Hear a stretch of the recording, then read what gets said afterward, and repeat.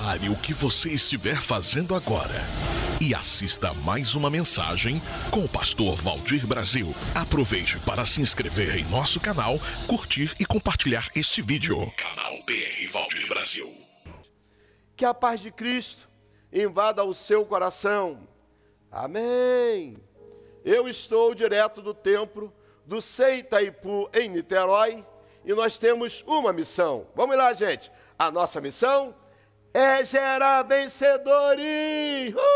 Aleluia! A nossa missão é gerar vencedores. Eu quero compartilhar com você: escolhas certas nos faz viver coisas maiores. Abra comigo a sua Bíblia, carta de Paulo aos Gálatas, capítulo 6, apenas o verso 7. Paulo escreve: não erreis, Deus não se deixa escarnecer, porque tudo o que o homem semear, isso também ceifará. Sabe o que Paulo está dizendo?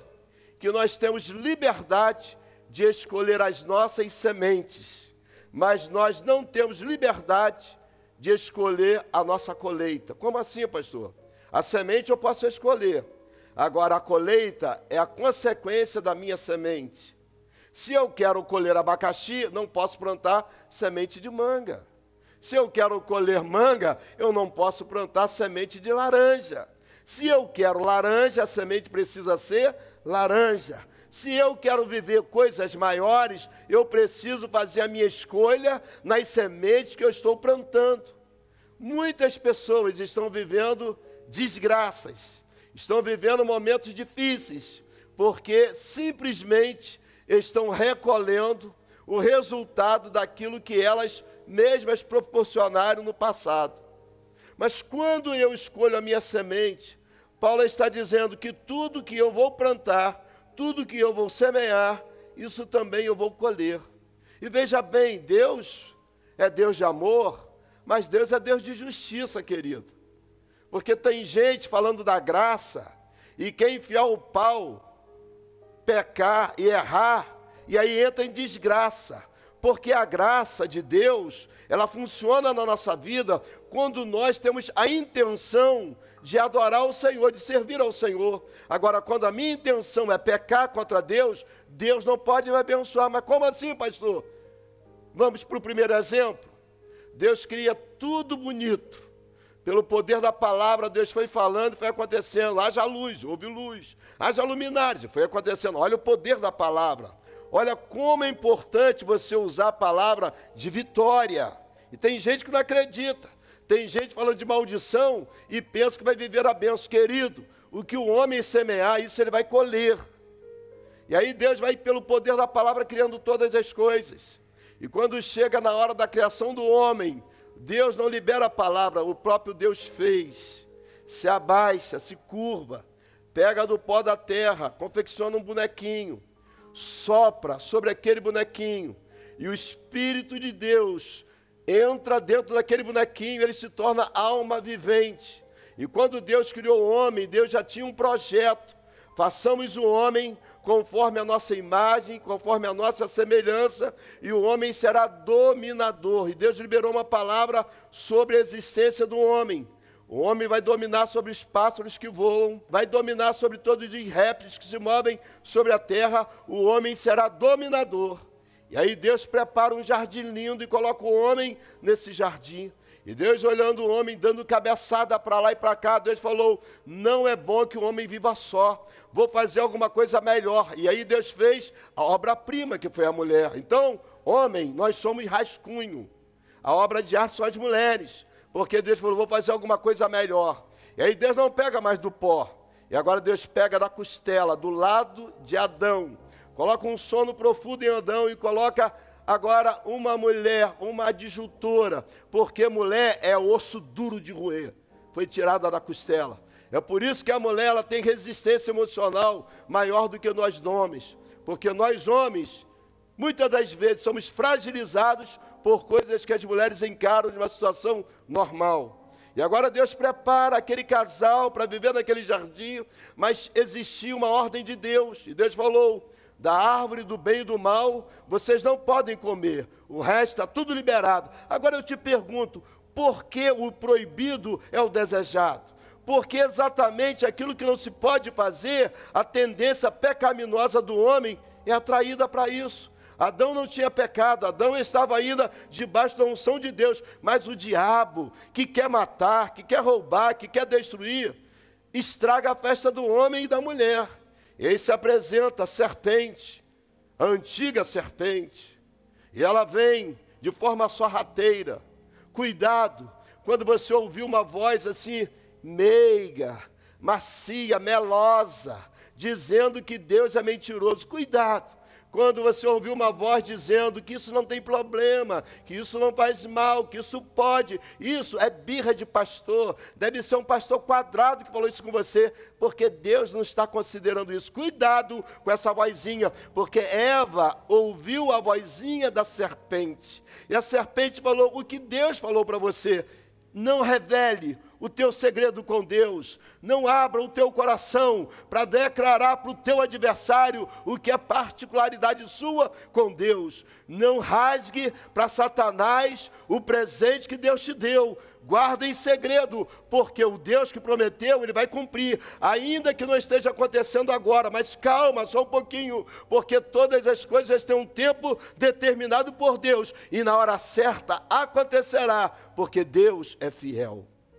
E aí a Bíblia nos fala que a serpente, enganadora, cheia de charme, fala para Eva, Deus falou o quê? E a bobinha da Eva entra na ciranda da serpente. Olha, Deus falou que se a gente comer do fruto dessa árvore, nós vamos morrer. A serpente dá uma gargalhada de que isso, Eva? Na versão de Valdir Brasil, tá? Come, Eva, que emagrece. E a bobinha, uau, então vou comer. E aí Eva come do fruto que Deus tinha proibido. E pior ainda, leva a Adão a comer também desse fruto. E Deus tinha um encontro todos os dias com o homem. Todos os dias Deus chamava o homem para conversar. Mas quando, naquele dia, veja bem, Adão não foi para o encontro. E Deus pergunta, Adão, onde estás? Por que isso aconteceu? Porque o pecado afasta o homem de Deus. Deus quer manter intimidade com o homem. Deus fez o homem semelhante a ele, para viver junto, no contato, na conversa, no diálogo, na bênção. Mas o diabo afasta o homem de Deus com o pecado. E aí Deus, Adão, onde você está? E Deus vai ao encontro de Adão. E Deus fala, por que, Adão? Você descobriu que está nu. Você comeu do fruto que não podia comer. Veja bem, queridos. Só existia, naquela ocasião, Adão e Eva. Por que Deus não quebrou o galho de Adão? Por que Deus não falou, Adão, faz de conta que eu não entendi, Adão, vamos tocar a vida que segue, não. Sabe o que Deus fez? Deus expulsou Adão e Eva do jardim que Ele tinha preparado. Então disse o Senhor Deus, eis que o homem é como um de nós, sabendo o bem e o mal. Ora, para que não estenda a sua mão e tome também da árvore da vida e come e vive eternamente, o Senhor Deus, pois, o lançou fora do jardim do Éden para lavrar a terra de que fora tomado. Está entendendo?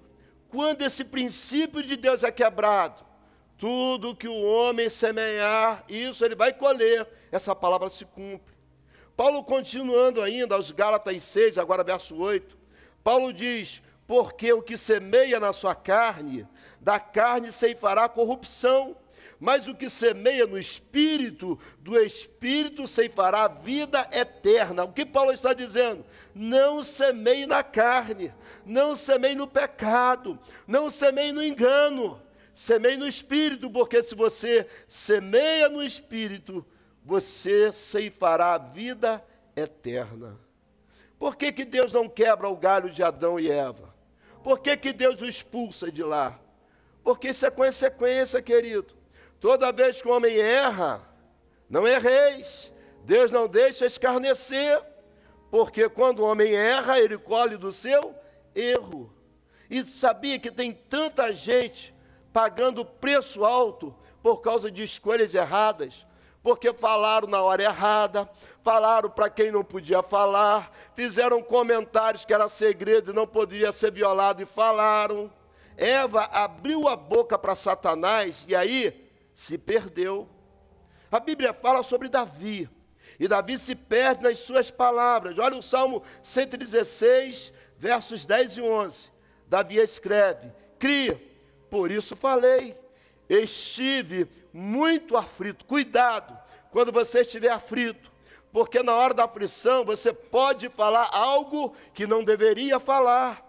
E quando você fala algo que é venenoso, cuidado com a lei da semeadura. Está entendendo? Davi disse: eu criei, por isso falei, estava muito aflito. Verso 11, dizia na minha precipitação. Olha como um homem segundo o coração de Deus. Mas porque estava muito aflito e estava precipitado, Davi diz: todos os homens são mentirosos. E aí Davi não exclui ninguém. Jesus Cristo, homem, nunca mentiu. Jesus Cristo, homem, não está enquadrado nessa palavra de Davi. E agora ele reconhece que Deus não mente. Lembra de Moisés? Depois de Jesus, o maior líder que a Bíblia fala. Um homem que tinha um propósito. Deus falou: Moisés, eu vou te usar e você vai tirar com mão forte, junto comigo, o povo hebreu de dentro do Egito para uma terra que eu tenho jurado, e eu darei, será a terra que manda leite e mel. E aí Moisés encara uma luta com o faraó, uma resistência com o faraó, mas porque Deus falou que ia tirar, Deus tirou. E eles saíram em direção à terra prometida. E sabe o que acontece? Um dia o povo reclamou: Moisés, nós queremos água. Moisés, nós queremos água. Eles estavam vendo tantos milagres, porque lá em Mara, as águas amargas se tornaram doces, se tornaram salutar. Eles estavam vendo Deus mandar maná do céu, Deus mandar carne, cordonize do céu. Eles estavam vivendo milagres, mas eles agora começaram a perturbar. Nós queremos água, Moisés, você tem que dar água. Eles pilharam tanto Moisés, que Moisés ficou igual Davi, irritado. E na sua precipitação, Moisés não toca na rocha, Moisés fere a rocha. E quando ele fere a rocha, Deus ficou indignado com Moisés. E por causa dessa atitude de Moisés, ele não entrou na terra prometida. Cuidado com as suas precipitações, porque precipitações pode tirar o teu prêmio. Cuidado com palavras erradas. Cuidado com os depoimentos que você está dando, porque você está irritado. Cuidado para você não entrar na pilha do povo e irritado, ficar xingando palavrão. Cuidado para você não entrar na pilha do povo e irritado, falar besteira. Se Deus te escolheu, se Deus tem um plano na sua vida, se controla. Deixa Deus ser Deus na sua vida. Deixa Deus trabalhar no seu emocional. Deixa Deus te curar na saúde emocional. Porque por causa da pilha do povo, Moisés não entrou. É isso mesmo. Já viu um ratinho? Quando alguém encurrala um ratinho, bota ele no canto, ele vem para cima, ele é um ratinho. Parece inofensivo, mas quando alguém coage o rato, ele pula para cima. Palavras que nos condenam. Sabia que existem palavras que trazem condenação para a nossa vida? Por exemplo, o exemplo de Isaías, profeta. Capítulo 6 do livro de Isaías, diz que no ano que o rei Uzias morreu, Isaías viu ao Senhor. Agora, quem era esse profeta? Profeta xingão, profeta que usava palavrão, profeta que usava a palavra de baixo galão, profeta que quando vê o Senhor ele fica preocupado. Isaías 6, verso 5, então disse eu: ai de mim, pois estou perdido, porque eu sou um homem de lábios impuros, habito no meio de um povo de impuros lábios, os meus olhos viram o rei, o Senhor dos exércitos. O que Isaías está dizendo? Isaías está dizendo: eu sou um cara de boca suja, eu sou um cara que habito no meio de gente que tem boca suja também, eu estou no meio dessa gente com a boca suja, e eu também falo um monte de sujeira, um monte de imundície, um monte de besteira, e eu vi o Senhor: ai de mim, aí eu vou morrer. Como pode um profeta assim? Mas veja bem, existe um antídoto, existe um milagre de Deus, existe uma saída de Deus para você, para mudar os teus lábios, para restaurar os teus lábios, para mudar a tua boca, para mudar a tua fala.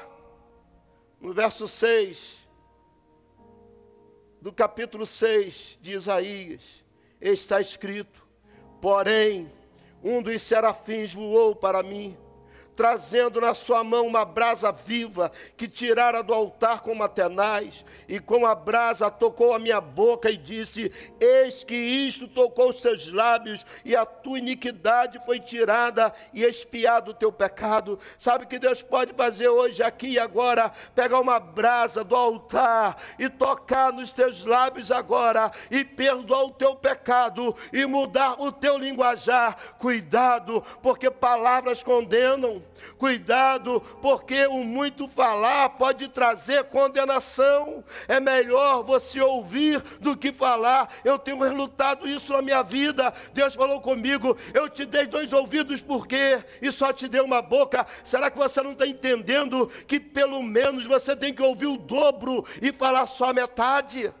Conhecereis a verdade vos libertará. Sabe o que é isso? É um processo de libertação. A gente conhece a verdade e a verdade vai nos libertando. A verdade vai libertando, vai libertando, vai libertando. Eu acredito, irmãos, que Deus está libertando a vida de homens importantes do nosso país. Eu acredito que Deus está libertando, porque a verdade liberta. Esse é um processo de libertação. Nós temos aqui toda quarta-feira a quarta da vitória. E sabe que culto é esse? É um culto de libertação, é um processo. Pessoas que vêm para Jesus e Jesus vai libertando, vai restaurando, vai mudando a história. Um processo de libertação. Um dia Jesus falou com Pedro, e Pedro estava todo metido. Não, porque eu não nego, eu não volto atrás, eu estou contigo, eu morro no teu lugar. Lucas 22, 31 e 32. Disse também o Senhor: Simão, Simão, eis que Satanás vos pediu para vos cirandar como trigo, mas eu roguei por ti, para que a tua fé não desfaleça, e tu, quando te converteres, confirma teus irmãos. Mas será? Já estava perto de Jesus ir para a cruz, já estava encerrando o ministério de Jesus aqui na terra. Como homem ele estava aqui na terra, e Pedro ainda não tinha se convertido. Como pode uma coisa dessa? Jesus falou: Pedro, quando você se converter, Pedro, confirma teus irmãos, Pedro, porque a gente vê que um dia Pedro dá um mau conselho dizendo: olha, eu vou voltar para a pesca, eu vou voltar para a vida antiga, eu vou voltar para a minha pescaria de antigamente. Lembra quando eu puxava a rede vazia e não ganhava nada? Ah, tadinho de Pedro, ele volta para buscar a rede vazia outra vez. Mas Jesus falou: Pedro, quando você se converter, confirma com os teus irmãos. O que Jesus está dizendo? Pedro, você não está pronto ainda, Pedro.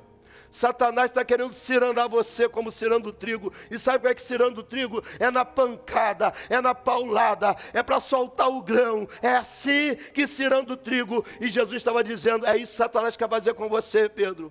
Senhor, se for preciso, eu morro no teu lugar. Senhor, se for preciso, eu vou para a cruz no teu lugar. Senhor, não vou deixar ninguém fazer isso com o Senhor. E Jesus disse: você ainda não está convertido, Pedro. O homem mais sábio que viveu sobre a terra, Salomão, no seu livro de Provérbios, capítulo 4, verso 18, Salomão afirma que o caminho do justo é como a luz da aurora, que vai brilhando mais e mais, mais e mais, até se tornar dia perfeito. É isso que nós estamos esperando, irmãos. Deus está transformando, Jesus está libertando, e o caminho vai se clarear cada dia mais. É como a luz da aurora. Quando a gente acorda de madrugada para orar, eu olho, está tudo escuro, e a gente começa a orar, vai orando, vai orando, vai orando, e sem você perceber, começa a luz da aurora a brilhar. E quando você menos espera, o sol começa a brilhar. É isso que Salomão está dizendo. Nós temos o direito da bênção de Deus. Nós temos o direito de melhorarmos. Nós temos o direito de mudar as nossas sementes. Nós temos o direito de mudar o nosso linguajar. Nós temos o direito de mudar a nossa expressão. Nós temos o direito de mudar as nossas sementes. Ezequiel recebe uma notícia profeta Isaías vai lá e diz assim: arruma a tua casa, você vai morrer. E Ezequias volta para a parede e fala: Senhor, mas eu tenho andado na tua presença, eu tenho plantado boas sementes, eu tenho me desviado do mal. Senhor, eu quero pelo menos mais 15 anos. Olha as sementes de Ezequias, eram sementes que agradavam a Deus. Nem sempre Deus faz a vontade soberana dele. Tem hora que Deus permite, vontade permissiva. E Deus permitiu para Ezequias mais 15 anos, que não foram 15 anos de bênção. Foram 15 anos desastrosos na vida de Ezequias, mas porque ele tinha crédito com Deus, Deus prolongou 15 anos de vida para Ezequias.